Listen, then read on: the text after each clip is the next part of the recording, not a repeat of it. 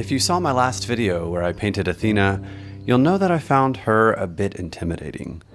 But this painting of Medusa felt different. It felt more personal. And I think maybe it's because Medusa isn't an untouchable Olympian goddess like Athena, but something much more human and down to earth, but often completely misunderstood. Join me in my studio as I paint Medusa and explore her story. Stay with me until the end for the final reveal, and to find out where you can order this original painting by me as a fine art print for yourself.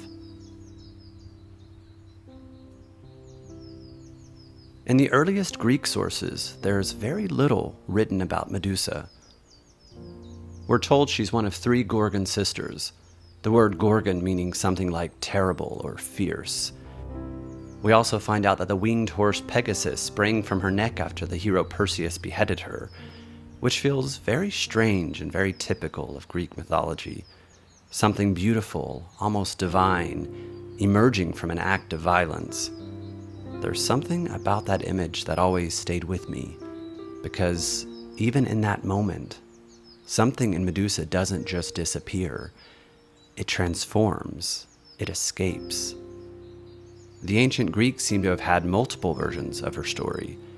In their vase art, Medusa appears in very different ways, sometimes as a monstrous figure with fangs and a wild animal presence, and sometimes as a beautiful woman, even with wings.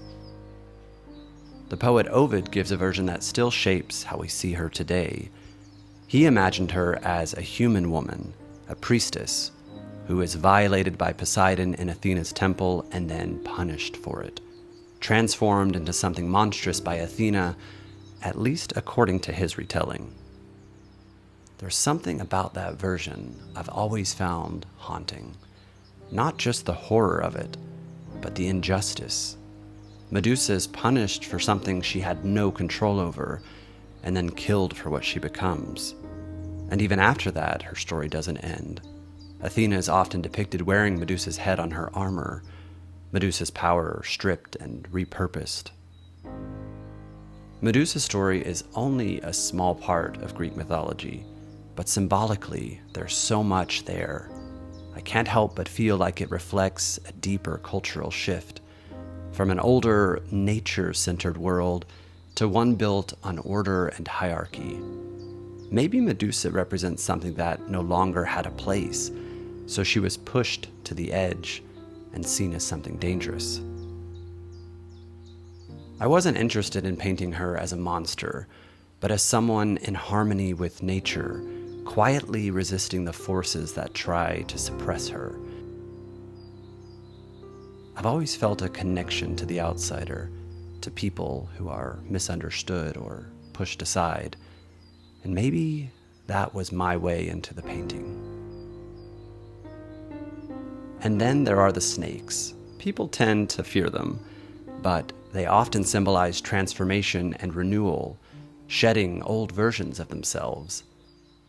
Sometimes, I think it's the things we fear most that carry the potential to transform us. So maybe Medusa isn't something to fear. Maybe she's a kind of guardian figure, protecting something we've forgotten, and reminding us that transformation isn't always gentle. In fact, it's often messy and happens through pain and loss, through becoming something we never asked to be. But if we can stay with it, there's something in it that can become beautiful. And now, here's the final painting.